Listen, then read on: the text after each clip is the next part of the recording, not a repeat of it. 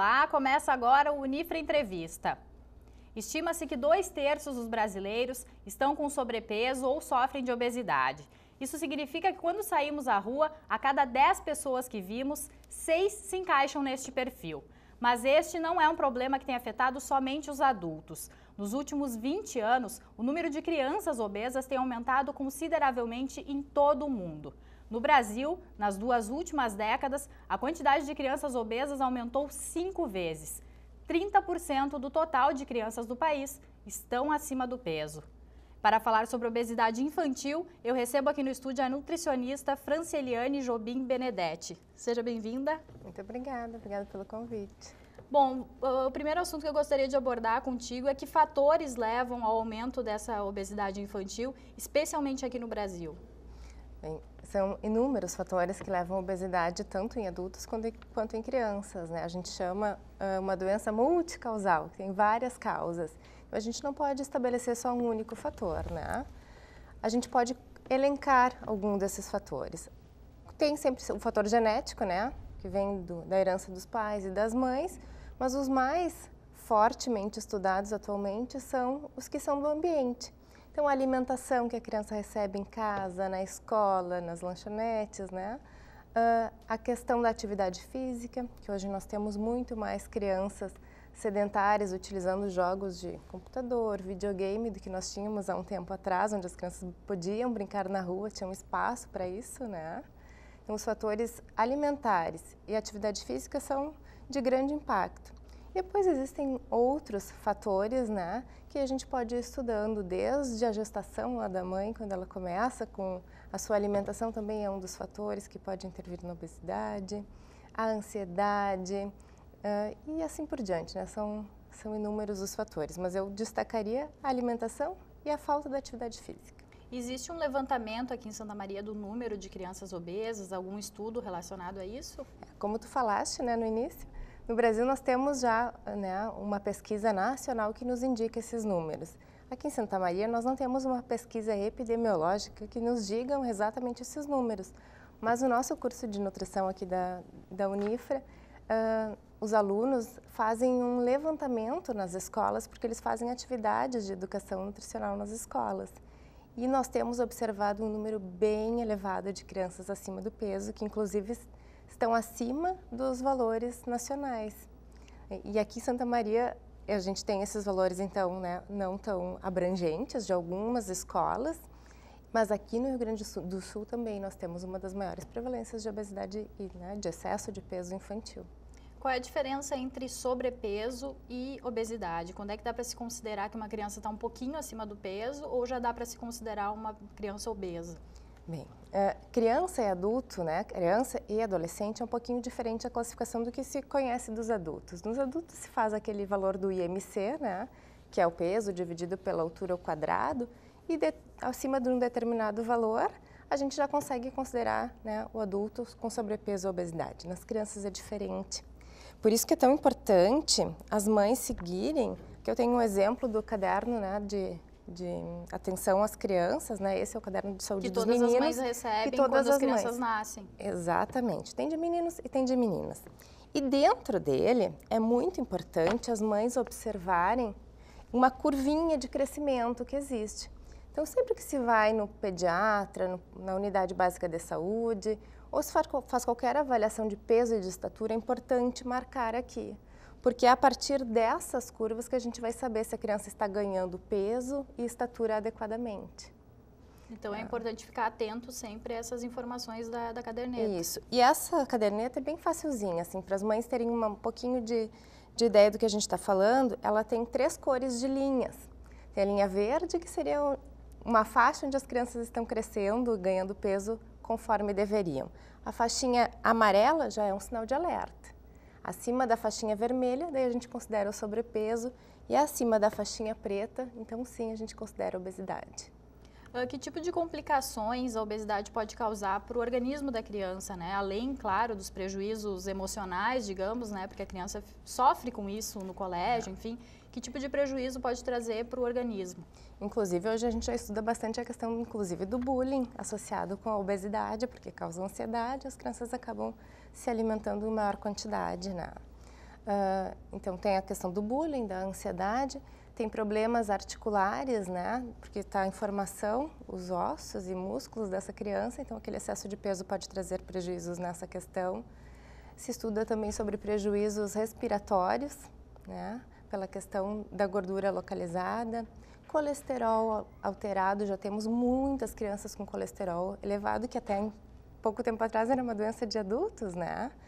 Pressão alta também, temos bastante adolescentes com pressão arterial elevada devido à obesidade. Né? Tem também uma propensão maior a ter diabetes no futuro, quem sabe? Tem uma propensão maior a ter diabetes também. Esse também é um dado bem relevante. Na verdade, todas as colesterolemias, que a gente chama, né, colesterol, triglicerídeos e também, né, associado à diabetes, são uma das principais causas. Das consequências. Quais são as chances de uma criança obesa se tornar um adulto obeso? Então, até uns 10 anos, é em torno de 40% a chance dela ser obesa se ela já estiver obesa, né, até os 10 anos. Agora, conforme vai passando a idade, as chances aumentam.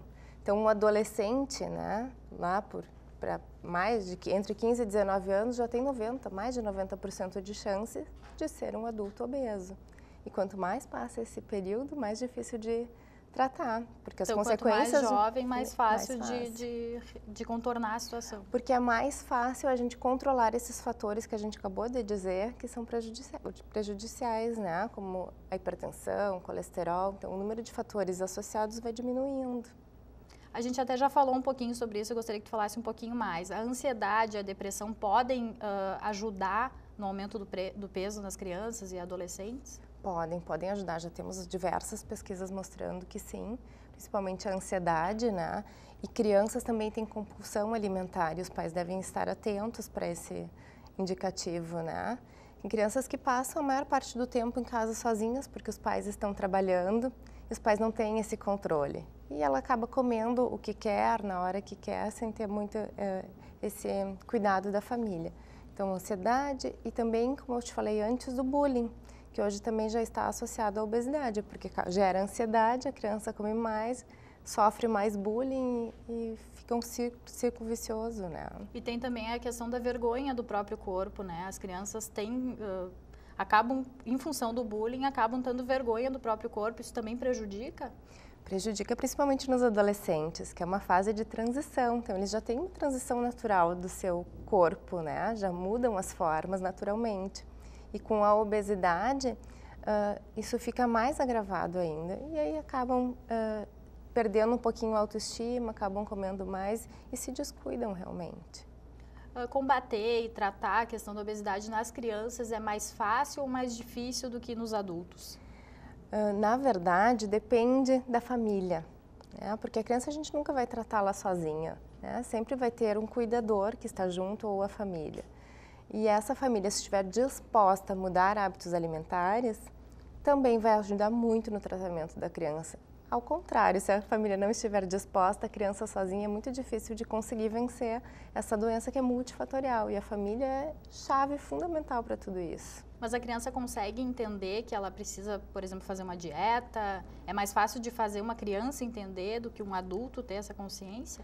Na verdade, as crianças são sempre mais abertas ao novo. Então, se a gente usar formas de educação nutricional, formas lúdicas, brincadeiras, jogos, eles entendem o que é saudável. Mas se eles não tiverem acesso a isso em casa, né, não adianta a gente dizer que tem que ter salada na hora do almoço e se na casa dele ninguém faz a salada, né? Então, vai depender muito da família. Então, mas eles entendem sim. A gente vai fazer um breve intervalo e no próximo bloco nós falamos sobre o papel dos pais, exatamente isso que a gente estava falando agora, na prevenção do tratamento da obesidade. Nós já voltamos.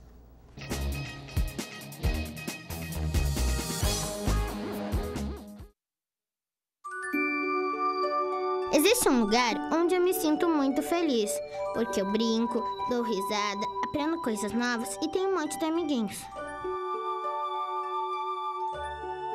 Alguns contos de fadas são reais e precisam de você para traçar um final feliz.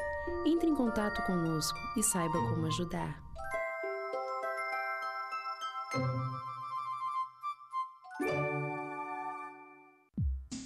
Eu vivo a noite do meu jeito. Se tem diversão, tô dentro.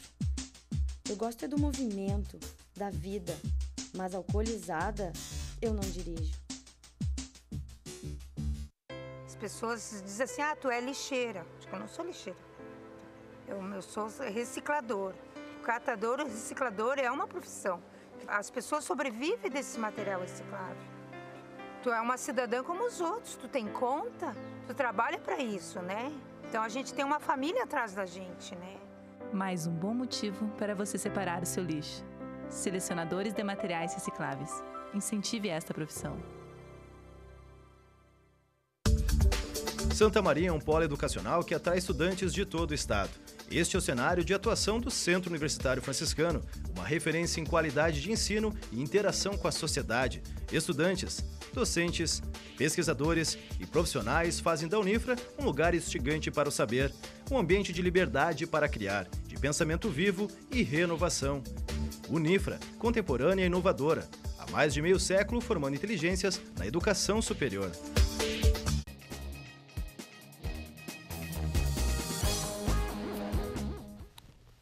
O Unifra Entrevista está de volta. Hoje nosso tema é obesidade infantil.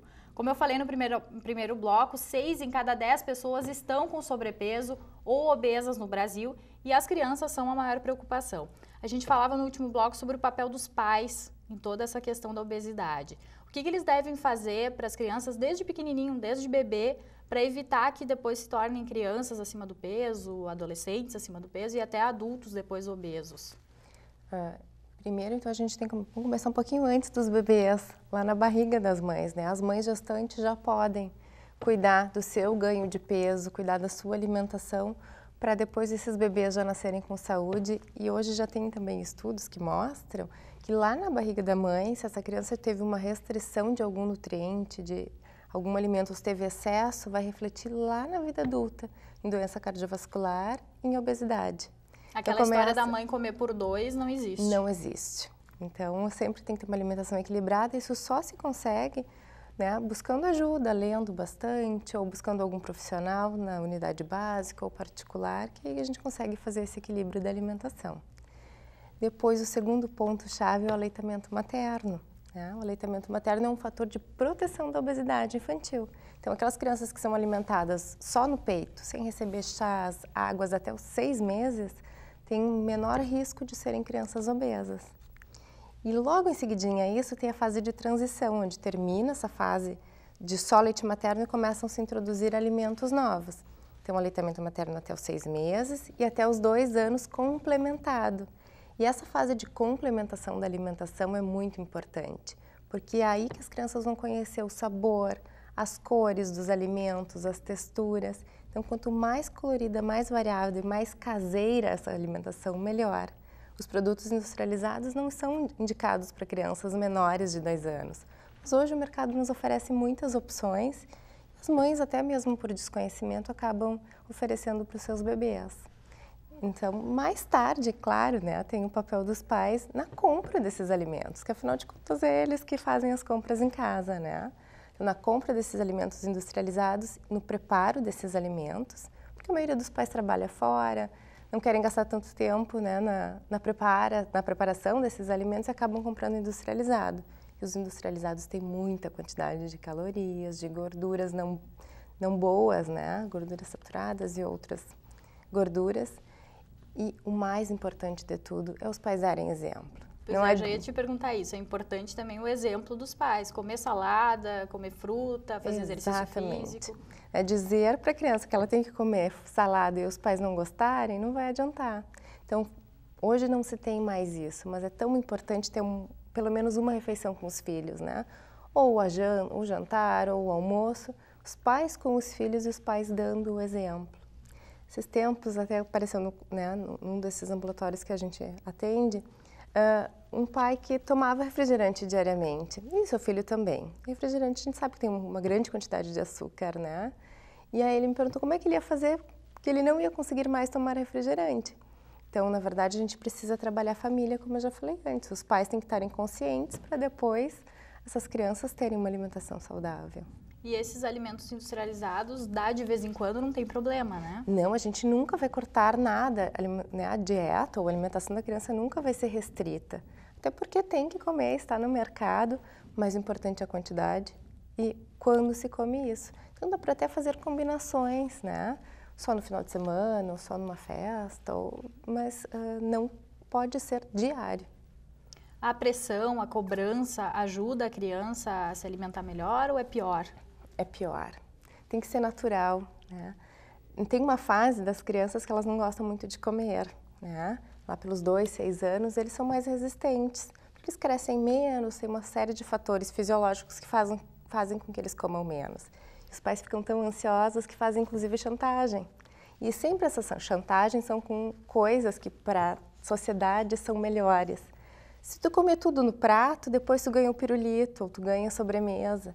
E a criança já fica com aquela questão, bom, se eu ganhar de recompensa um doce e uma sobremesa, significa que aquilo é melhor. Então, esse tipo de chantagem a gente deve evitar ao máximo. E é importante fazer pratos atrativos, diferentes. Se a criança tem dificuldade em comer, hoje em dia a gente vê tanto site ensinando a fazer prato de comida em formato de bichinho, enfim, isso aí também ajuda? Ajuda em alguns momentos, né? Mas a criança tem que comer naturalmente os alimentos que são servidos. É importante variar. Tem criança que não gosta de comer cenoura ralada, de repente ela gosta de comer cenoura cozida ou cortadinha de uma outra forma, né? Não precisa assim fazer toda vez um prato trabalhado, mas com cortes, com cozimentos, com coisas diferentes. Isso é bem legal. E misturar, por exemplo, colocar esses legumes, esses vegetais, enfim, no feijão, para a criança não ver e acabar comendo. Isso adianta?